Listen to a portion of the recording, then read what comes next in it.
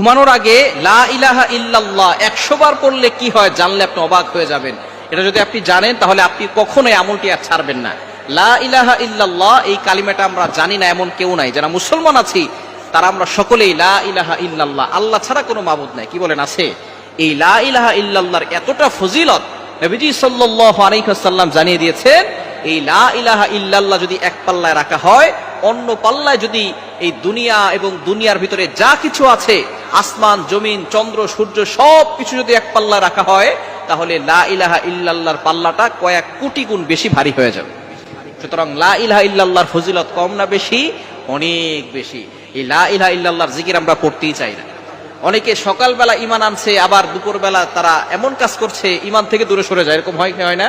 নবীজি সাল্লাল্লাহু আলাইহি ওয়াসাল্লাম বলে দিয়েছেন, শেষ জামানে এমন অবস্থা হবে, সকালবেলা মুমিন থাকবে, সন্ধ্যাবেলা কাফের হবে, আবার সন্ধ্যাবেলা মুমিন হবে, সকালবেলা কাফের হয়ে যাবে। এই জন্য ঈমানকে নবায়ন করার জন্য বেশি বেশি করে লা ইলাহা ইল্লাল্লাহ পড়ার দরকার আছে না নাই? লা ইলাহা ইল্লাল্লাহ পড়লে আপনাকে আল্লাহ পাক রব্বুল আলামিন অভাব থেকে দূর করবেন, আল্লাহ তাআলা আপনার জীবনে বরকত দান করবেন, দুনিয়াতেও শান্তি দিবেন, আখিরাতেও আল্লাহ তাআলা শান্তির ব্যবস্থা করবেন। লা ইলাহা ইল্লাল্লাহ পড়ার দরকার আছে না নাই?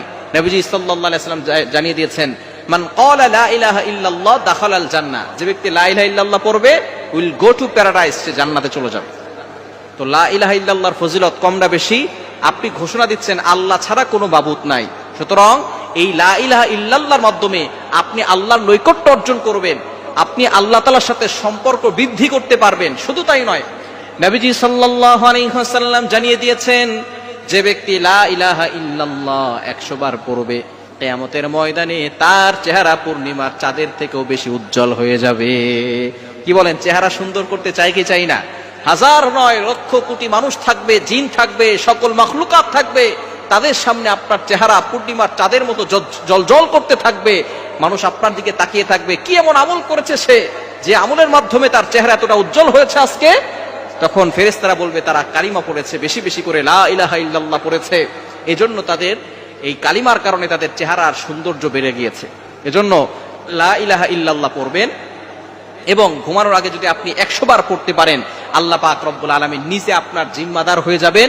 আল্লাহ আপনাকে বিপদ আপদ থেকে হেফাজত করবেন, এবং কঠিন থেকে কঠিন রোগ থেকে আল্লাহ আপনাকে হেফাজত করবেন। আল্লাহ তাআলা আপনার জিম্মাদার হয়ে যাবে। এজন্য আল্লাহ তাআলা জিম্মাদার হয়ে যাক, এটাকে আমরা চাই কি চাই না?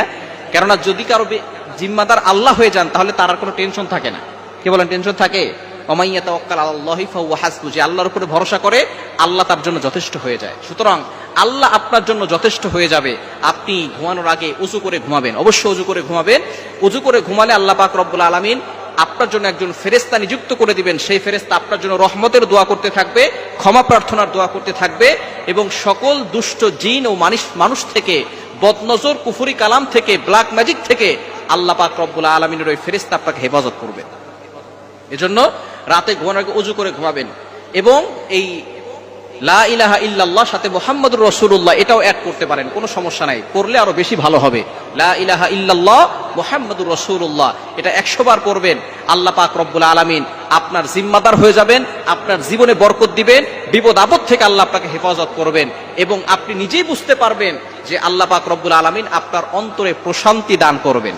কারণ আল্লাহ তাআলা নিজে বলে দিয়েছেন, 2 নম্বর পারা 2 নম্বর পৃষ্ঠা 10 নম্বর লাইন সূরা বাকারার 151-52 নম্বর আয়াতে আল্লাহ তাআলা জানিয়ে দিয়েছেন, ফাযকুরুনি আযকুরকুম, যে ব্যক্তি আমি আল্লাহকে স্মরণ করে, আমি আল্লাহও তাকে স্মরণ করি। সুবহানাল্লাহি বিহামদি। এজন্য লা ইলাহা ইল্লাল্লাহর ফজিলত অনেক বেশি, এই ফজিলত বলে শেষ করা যাবে না। সুতরাং আপনি প্রতিদিন রাতে ঘুমানোর আগে নিজেও পড়বেন, সন্তানদেরকেও শিখাবেন, স্ত্রীকে, সন্তানকে, ছেলেকে, মেয়েকে, সকলকে শিখাবেন, যে আপনি প্রতিদিন রাতে ঘুমানোর আগে 100 বার লা ইলাহা ইল্লাল্লাহ মুহাম্মাদুর রাসূলুল্লাহ এটা পড়ে ঘুমাবেন।